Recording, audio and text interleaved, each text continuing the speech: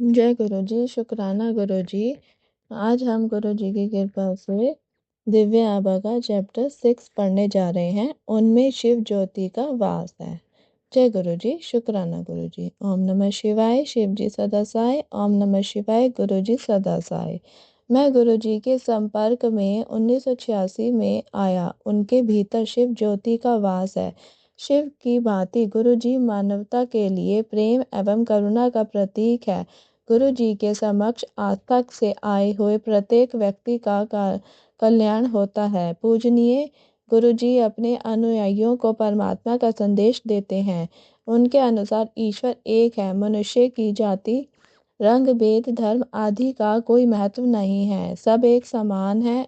सब उसी एक देव परिवार के सदस्य हैं। वह मानवता से प्रेम और जरूरतमंद की सहायता करने का संदेश देते हैं। उनमें दिव्य शक्तियां हैं और वह सर्वज्ञाता हैं। उन्हें भूत, वर्तमान और भविष्य सबका ज्ञान है। उन्होंने ईश्वर सदृश चमत्कार किए हैं और मरणासन रोगियों को असाध्य रोगों से मुक्त किया है। सर्वत्र कृपा। मुझे अनेक बार गुरु कृपा का सौभाग्य मिला है। 1987 में मेरी पत्नी को अंदरूनी सूजन हो गई थी। असाध्यता रोकने के लिए चिकित्सकों ने तुरंत शल्य क्रिया का सुझाव दिया। हम शल्य क्रिया की सफलता के लिए गुरु जी के पास पहुँचे और उन्हें रोग एवं चिकित्सकों के परामर्श के बारे में बताया। गुरु जी ने उसे अमृत देकर कहा कि शल्य क्रिया की कोई आवश्यकता नहीं है। गुरु जी ने निष्ठा होने के कारण हमने शल्य क्रिया नहीं करवाई। 2 वर्ष के उपरांत एक दिन मेरी पत्नी को बहुत पेट दर्द हुआ। चंडीगढ़ के सर्वोत्तम चिकित्सालय द्वारा परीक्षण में सूजन का कोई प्रमाण नहीं था। वह केवल उदरशूल था। गुरु जी 2 स्थानों पर एक साथ। 1992 में मेरी माँ बहुत बीमार हो गई थी और चेतना खो बैठी थी। 95 वर्ष की आयु में उनके जीवित रहने की संभावना बहुत कम थी। 28 फरवरी को जब मैं अपनी माँ के कष्टों को नहीं देख पा रहा था, मैंने मन ही मन गुरु जी से, जो उस समय जालंधर में थे, आकर उनको शांति देने के लिए प्रार्थना करी। उस समय सांझ के 6:30 बज रहे थे। मेरी प्रार्थना करने के कुछ ही क्षण बाद गुरु जी ने सामने के द्वार से, जो अंदर से बंद था, प्रवेश किया। हम उनको देखकर आश्चर्यचकित थे। गुरुजी ने मेरी पत्नी को एक गिलास में जल लाने को कहा, जिसे उन्होंने अभिमंत्रित किया। उन्होंने माँ को 2 चम्मच जल पिलाने को कहा और बताया कि वह अर्धरात्रि में 2 बजे तक जीवित रहेंगी। गुरुजी फिर 10 मिनट तक बाहर नहीं आने का निर्देश देकर चले गए। उस अंतरकाल के बाद हमने बाहर आकर पुलिस द्वारा नियुक्त पहरेदार से गुरुजी के बारे में पूछा तो उसने अनभिज्ञता व्यक्त करी। उसके अनुसार कोई भी अंदर नहीं गया था। मैंने तुरंत जालंधर फोन किया तो मुझे बताया कि वह तो उस समय जालंधर में संगत में बैठे हुए थे। उसके बाद हमने माँ को जल पिलाया और गुरुजी के कहे अनुसार रात को 2 बजे उन्हें मोक्ष प्राप्ति हुई। अतः गुरुजी एक ही समय 2 स्थानों पर थे, जालंधर में संगत में और हमारे घर पर। शिव दर्शन। मेरी पुत्री भी गुरुजी की भक्त है। 1998 में गुरुजी चंडीगढ़ के सेक्टर 33 में रहते थे। जब मेरी बेटी गुरुजी से प्रार्थना करती थी तब वह शिव दर्शन की कामना करती थी। एक दिन प्रातः उठने पर हम अपने कक्ष में गुरुजी के सब चित्र शिव रूप में परिवर्तित हुए देखकर वह चकित रह गई। अतिथि कक्ष में प्रवेश करने पर उसने कालीन पर शिव को गुरुजी के चित्र के निकट बैठे हुए देखा। उस समय उसने हमें दर्शन होने के समाचार नहीं सुनाए। संध्या को हम गुरुजी के दर्शन के लिए गए। गुरुजी के निकट जाने पर उसे गुरुजी की मुखाकृति के चारों ओर अद्वितीय प्रकाश दिखाई दिया और वह उसकी प्रबलता सहन नहीं कर पाई।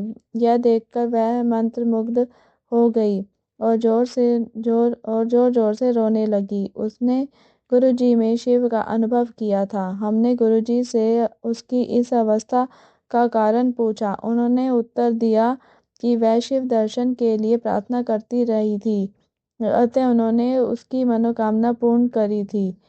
उपचारात्मक जल 28 अप्रैल 1998 को स्नान कक्ष में गिरने के कारण मेरी 3 पसलियां टूट गई। मुझे चिकित्सालय में प्रविष्ट करवाया गया। 15 मई को मुझे लखनऊ के पीजीआई में भेजा गया। पार्श्व चित्रण और ईसीजी परीक्षण के परिणामों से मेरे हृदय को क्षति होने का प्रमाण सामने आया। हृदय पर छाया बनी हुई थी। 29 मई को मैंने doctor Mahesh Chandra king George medical college में हृदय रोग के विभागाध्यक्ष से परामर्श लिया तो पुनः वही परीक्षण कर उन्होंने भी वही निष्कर्ष सुनाया। 2 जून को मैं गुरु जी के दर्शन हेतु दिल्ली आया। मैंने उनको चिकित्सकों के निर्णय से अवगत किया तो उन्होंने एक गिलास जल मंगा कर मुझे अपनी कमीज के बटन खोलने को कहा। उन्होंने गिलास के जल से मेरे वृक्ष स्थल पर छींटे मारे और मुझे स्वस्थ घोषित कर दिया। उन्होंने गिलास के जल से मेरे वक्ष स्थल पर छींटे मारे और मुझे स्वस्थ घोषित कर दिया। साथ ही उन्होंने पुनः परीक्षण करवाने का निर्देश भी दिया। एक दिन के बाद डॉक्टर कलेपिया दिल्ली में सेना रेफरल और रिसर्च चिकित्सालय के विभागाध्यक्ष ने मेरा परीक्षण किया। उन्होंने भी वही परीक्षण दोबारा करे और मुझे स्वस्थ घोषित कर दिया। मेरा हृदय ठीक से कार्य कर रहा था और उस पर कोई छाया नहीं थी।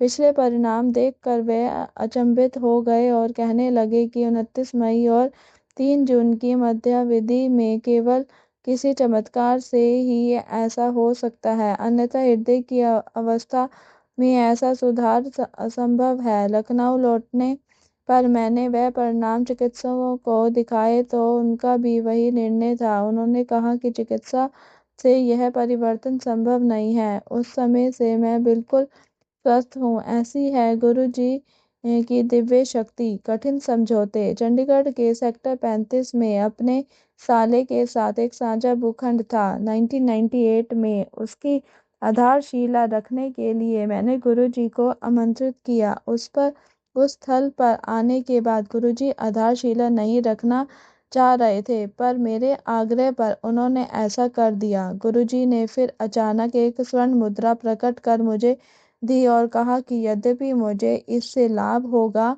साले के साथ आपसी संबंध कटु हो जाएंगे। भवन निर्माण प्रारंभ होने के कुछ ही दिन बाद उसका काम रुक गया और 1 वर्ष बीतने पर ही पुनः आरंभ हो पाया। भवन निर्माण पूर्ण होने पर हमारे संबंध बिगड़ गए और हमने आपस में बातचीत बंद कर दी। भवन के किराए से मुझे अपने हिस्से के 50,000 रुपये मिले, परंतु हमारे आपसी संबंधों में दरार होने के कारण उसे फिर किराए पर नहीं चढ़ा सके। गुरुजी के उस कथन की सत्यता 4 वर्ष बाद सिद्ध हुई। अत्यंत कठिनाई से मैं अपना भाग बेच पाया, पर मुझे लाभ अवश्य मिला। ईंधन बिना यात्राएं। 1989 में मैं पटियाला में जनपद न्यायाधीश था। गुरुजी जालंधर से हमारे पास रहने के लिए आए। उनकी वापसी यात्रा के लिए मैंने अपनी निजी कार के साथ अपने वाहन चालक को भेज दिया। कार में पेट्रोल भरवाने के बाद मैंने उसे आकस्मिक स्थिति में पेट्रोल खरीदने के लिए 300 रुपये और दिए। वापस आने पर वह मार्ग में हुए चमत्कार को बताने के लिए उत्सुक था। उसने बताया कि उसने उन पैसों से पेट्रोल खरीदकर कार में डाल दिया था। एक दिन जब गाड़ी में पेट्रोल नहीं था तो गुरुजी ने उसे कार चलाने को कहा। जब उसने बताया कि पेट्रोल नहीं है और उसके पास पैसे भी नहीं हैं, तो गुरुजी ने उसे गाड़ी चलाने को कहा। उसने आज्ञा का पालन किया और गाड़ी चलाई तो उसकी सुई पेट्रोल भरा हुआ दिखा रही थी। वह विश्वास नहीं कर पाया कि गाड़ी बिना पेट्रोल के चल रही है। अगले 5 दिन जब तक वह गुरुजी के साथ रहा और जब भी वह उसमें बैठते, गाड़ी वैसे ही चलती रही। अंतिम दिन गुरुजी ने 100 के 3 नोट प्रकट करके उसे दिए और कहा कि यह पेट्रोल खरीदने के लिए दिए गए थे। वाहन चालक करम सिंह यह लिखने के समय पटियाला में जनपद न्यायाधीश के कार्यालय में सेवारत था। कामना पूर्ति 1987 में मैं रोपड़ में सेवारत था। एक दिन समाचार पत्र में मैंने श्रीमती इंदिरा गांधी का चित्र देखा जिसमें उन्होंने रुद्राक्ष की माला पहनी हुई थी। मैं सोचने लगा, क्या गुरुजी मुझे प्रसाद में एक रुद्राक्ष दे सकते हैं। 2 मास के बाद मैं गुरुजी के दर्शन के लिए जालंधर गया। वह संगत में थे। उन्होंने प्रश्न किया कि मुझे उनसे क्या चाहिए। मैंने उत्तर दिया कि मुझे केवल उनका आशीर्वाद प्राप्त है। उन्होंने मुझे हाथ बढ़ाने को कहा और मेरे ऐसा करने पर उसमें एक रुद्राक्ष रख दिया। उन्होंने फिर प्रश्न किया कि क्या मुझे यही चाहिए था। उन्होंने 2 माह पहले की मनोकामना पूर्ण कर दी थी। तब से वह रुद्राक्ष मेरे पास ही है। गुरुजी से अकथित कामना भी पूर्ण हो जाती है। पुत्र रक्षा 1999 में मेरे पुत्र को एक मोटरसाइकिल दुर्घटना में बहुत गहन चोटें आई थी। उसे चंडीगढ़ स्थित मेरे मकान के पहरेदार उठाकर घर तक लाए थे।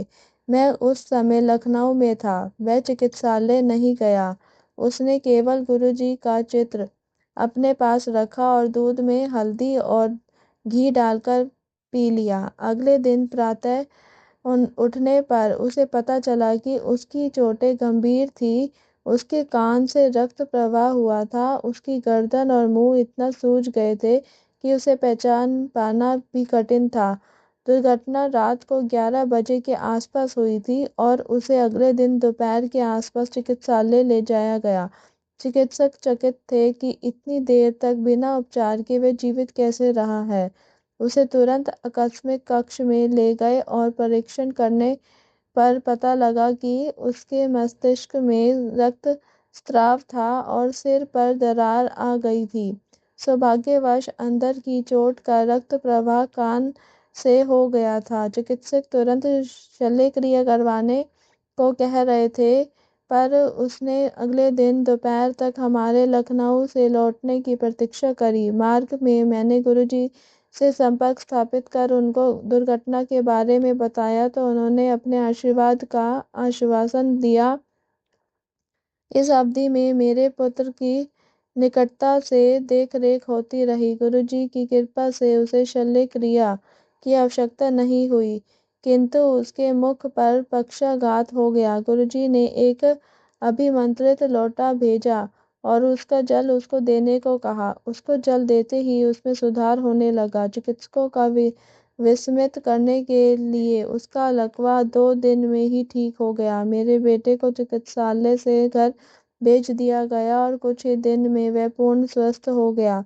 बाद में किए गए परीक्षणों में उसके सिर पर कोई दरार या मस्तिष्क की चोट दिखाई नहीं दी। मेरा बेटा उस समय से बिल्कुल स्वस्थ है। गुरुजी की उपचार शक्ति अद्वितीय है। उन्होंने मेरे पुत्र को शिव रूप में दर्शन देकर भी उसे आशीर्वाद दिया है। गुरुजी ने इस प्रकार के अनेक चमत्कार किए हैं और जरूरतमंदों के लिए करते रहते हैं। वह सबसे एक समान प्रेम करते हैं। उनकी करुणा अपार है। जिसको उनमें आस्था है वह अपना जीवन पवित्र कर सकता है। यदि हमें उनमें निष्ठा है तो वह हमें चिंता मुक्त कर देते हैं। गुरुजी को कोई लौकिक आवश्यकता नहीं है। नैवेद्य को वह अस्वीकार कर देते हैं। उन्हें कोई चाहत भी नहीं है। वह इस पृथ्वी पर हमारे दुख दूर करने आए हैं। आइए गुरुजी में विश्वास कर उनके आशीर्वाद ग्रहण करें। जय गुरुजी। शुक्राना गुरुजी। ओम नमः शिवाय। शिव जी सदा सहाय। ओम नमः शिवाय। गुरुजी सदा सहाय। इसी के साथ आज का ये पाठ भी समाप्त होता है। कल हम पढ़ेंगे दिव्य आभा में हृदय समीप माँ सदृश प्रेम। जय गुरुजी। शुक्राना गुरुजी। अगर मेरी वॉइस में किसी को अच्छा लगे तो फिर चैनल को शेयर करें, लाइक करें और सब्सक्राइब करना ना भूलें। जय गुरुजी। शुक्राना गुरुजी। ओम नमः शिवाय। शिव जी सदा सहाय। ओम नमः शिवाय। गुरुजी सदा सहाय।